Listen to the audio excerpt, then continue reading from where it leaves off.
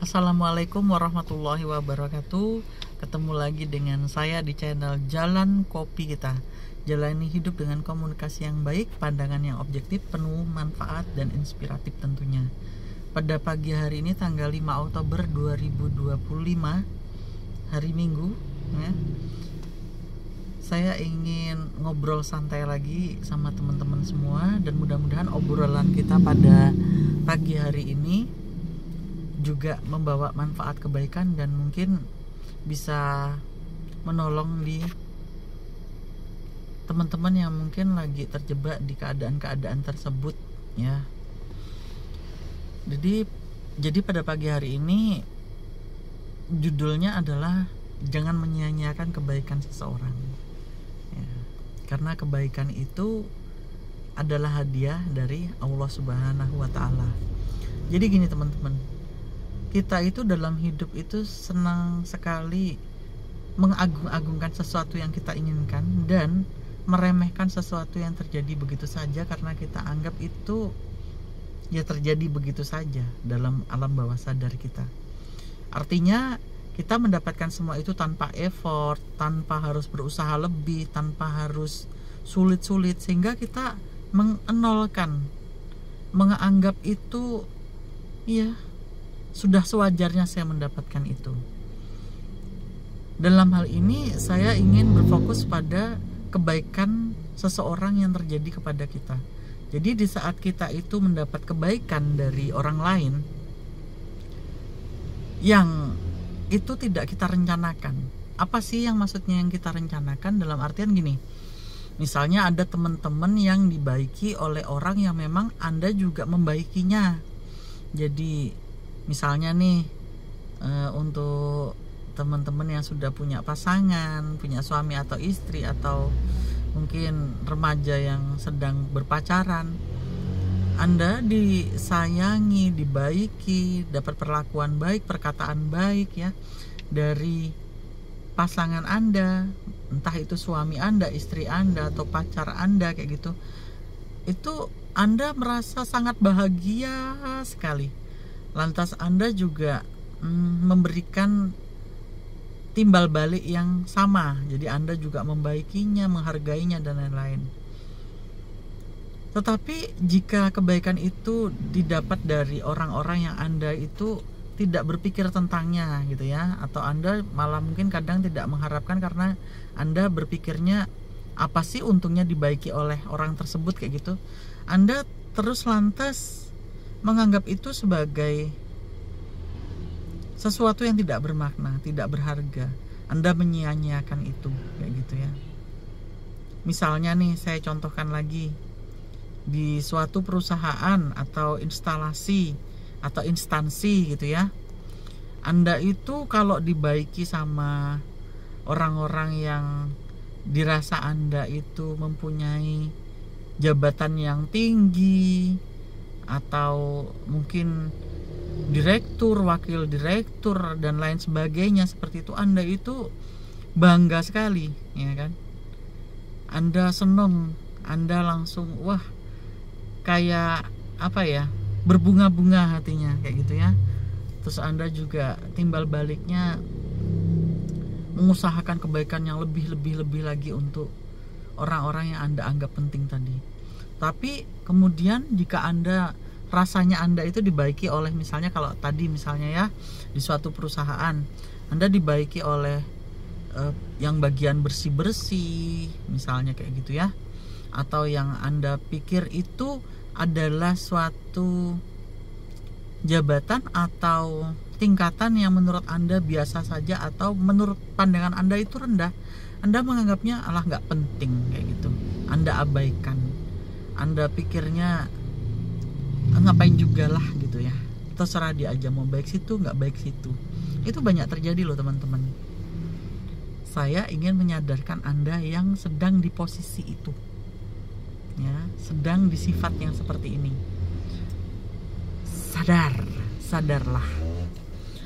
Sadarlah begini teman-temanku, kita itu dulu lahir ke dunia, ada nggak yang lahir pakai baju lengkap? Begitu lahir misalnya udah pakai jilbab merek Denai, ya, udah pakai baju merek Louis Vuitton, atau udah pakai celana merek Louis misalnya, seperti itu, dan lain-lain. Kan nggak ada. Semua kita lahirnya telanjang, tidak membawa apa-apa. Itu sebenarnya syarat makna, dalam artian kita itu berasal dari sesuatu yang sama. Kita itu manusia yang dimuliakan oleh Allah Subhanahu wa Ta'ala. Apabila kita itu pantas untuk dimuliakan, kita menjadi khalifah, ya. Setiap diri adalah pemimpin di atas dunia. Entah itu pemimpinnya dalam konteks apapun. Ada yang pemimpin atas dirinya sendiri, baru pemimpin atas keluarganya, atau pemimpin yang sedang memimpin di suatu pekerjaan atau organisasi misalnya. Itu semua Allah yang memberikannya. Walaupun tidak bisa dipungkiri itu dilatih juga gitu ya. Tapi kita harus sadari bahwa itu semua itu pemberian sementara, titipan sementara dari Allah Subhanahu wa Ta'ala, yang seyogyanya mampu dipergunakan dengan arif dan bijaksana. Karena itu merupakan pemberian dari Allah dan titipan, maka pastinya suatu saat namanya titipan dan pemberian itu akan kembali kepada yang punya, yaitu Allah Subhanahu wa Ta'ala. Allah memberikan kerajaan kepada siapa yang Allah kehendaki, dan Allah mencabut kerajaan dari siapapun yang Allah kehendaki, ya. Jadi untuk teman-temanku, jangan merasa bila melihat seseorang itu penting, orang itu nggak usah lah bilang apa ya, jabatan yang tingkat ecek-ecek. Kita bilang presiden aja yang mungkin memimpin suatu negara. Berapa banyak presiden kita yang sudah meninggal dunia, yang dulu juga sepertinya tidak akan meninggal gitu ya, tapi beliau ternyata meninggal. Ada waktu selesainya di dunia, apalagi cuman jabatan. Hidup aja berakhir dengan kematian, apalagi cuman kedudukan. Maka jangan pernah membeda-bedakan atau menyia-nyiakan kebaikan yang didapat dari orang yang mungkin Anda anggap dia itu tidak penting. Siapa tahu yang Anda anggap sekarang itu tidak penting, suatu saat nanti di saat Anda itu oksigennya kesulitan, Anda hirup, Anda misalnya serangan jantung di jalan, ternyata yang Anda anggap tidak penting itu yang sedang ada di dekat Anda, yang berpotensi untuk menolong Anda. Dan kemudian karena dia sudah menganggap Anda itu sering menyepelekan dia, Anda lagi serangan jantung, sesak napas yang perlu pertolongan, dia juga akhirnya abai kepada Anda. Dia tidak peduli dengan keselamatan Anda. Atau Anda mungkin kecelakaan di jalan dan dia tahu misalnya pas dia juga lewat, tapi karena Anda itu sudah pernah meremehkan dia yang maksimal gitu ya, Anda juga tidak diperdulikan. Semua itu bisa terjadi loh teman-teman. Al-Isra ayat 7 ya. Artinya ya, barang siapa melakukan kebaikan maka akan mendapatkan kebaikan pula. Maka keburukan juga demikian. Siapapun yang melakukan keburukan maka akan mendapatkan keburukan pula. Jika itu tidak terjadi, itu belum terjadi saja. Karena pasti akan terjadi sesuai yang diusahakan. Karena Allah itu maha teliti dan maha adil. Maka pada vlog saya pada pagi menjelang siang hari ini, saya harapkan teman-teman yang ada di channel saya ini, Jalan Kopi Kita, mari kita memposisikan diri kita dengan benar. Bukan berarti saya lantas mengedukasi teman-teman agar tidak menghormati orang-orang yang sedang diberikan kedudukan, tidak. Tetapi yang saya soroti di sini, jangan pernah Anda itu meremehkan orang yang Anda anggap sedang tidak mempunyai kedudukan, kayak gitu loh. Jadi semua orang itu kedudukannya itu di mata Allah, di hadapan Allah. Yang membedakannya hanyalah ketakwaannya, bukan pangkatnya, bukan jabatannya, bukan materinya ya, tapi akhlaknya, imannya ya, ketakwaannya. Maka dungu sekali bagi kita yang hanya makhluk, dalam hal ini manusia, membedakan manusia hanya karena latar belakang tadi itu, materi, kedudukan, pendidikan, ya. Karena ini banyak sekali loh terjadi, teman-teman. Saya sering sekali menjumpai orang-orang yang sedang terjebak di kedunguan ini. Menurut saya dungu sih. Apa namanya kalau tidak dungu? Ya.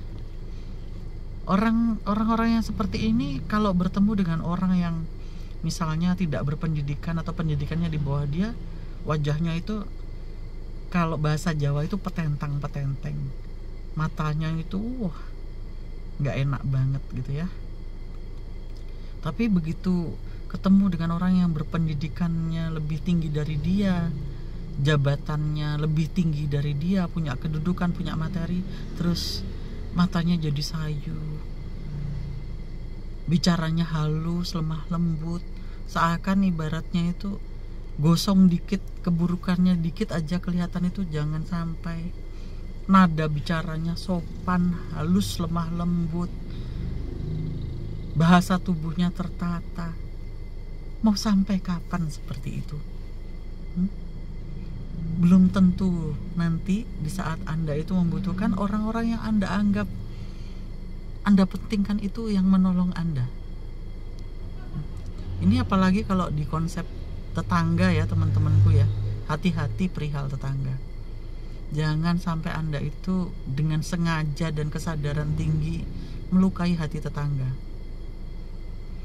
Ya, semua orang nggak ada yang sempurna, pun demikian kita pasti punya kekurangan. Tetapi kalau sudah sadar, ya, kita itu begitu suatu saat kita itu diumumkan innalillahi wa inna ilaihi rajiun, nama kita diumumkan setelah pengumuman itu orang yang pertama kali akan datang itu tetangga kita, bukan orang-orang yang Anda anggap tadi penting.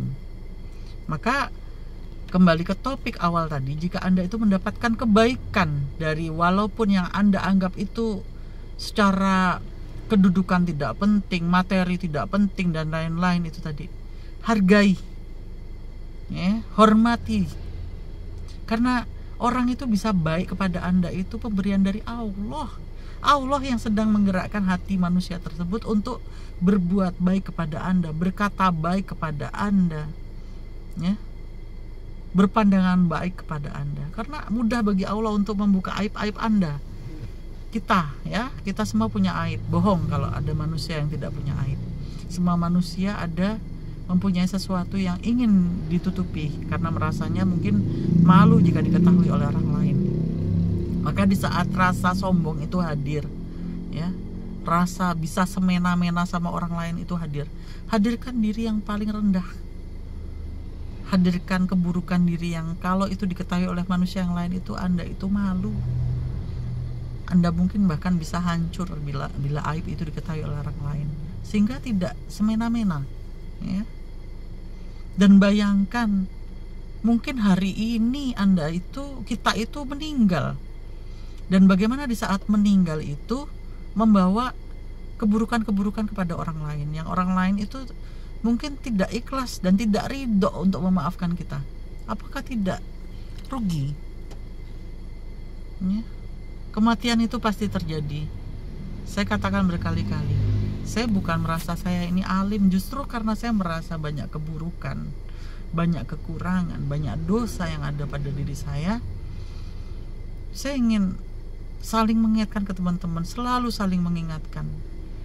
Kematian itu pasti terjadi, mau di usia berapapun. Kalau ajal itu memang sudah waktunya, pasti akan menghampiri, tidak akan diundur walau barang sedetik saja.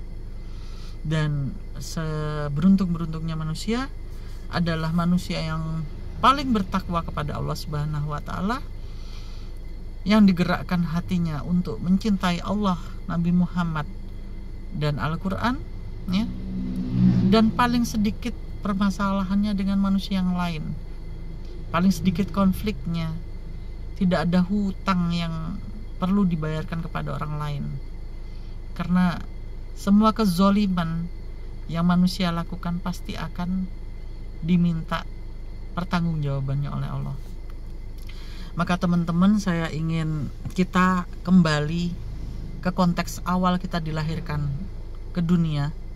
Kita itu dilahirkan untuk menyembah Allah, untuk melakukan hal-hal yang baik dan menjauhi kemaksiatan. Maka pada pagi hari ini, tolonglah yang cerdas semakin cerdas, yang mungkin sedang dungu, tolong pintarlah. Kita ini, lawan kita bukan sesama manusia yang lain, tapi lawan kita iblis di sini. Lawan kita setan. Ya. Kita harus mampu untuk berusaha membuang hal-hal yang buruk dari diri kita. Berusaha untuk membersihkan hati kita. Jangan mempunyai sifat-sifat yang buruk. Jangan merasa kita itu mampu menzolimi orang lain.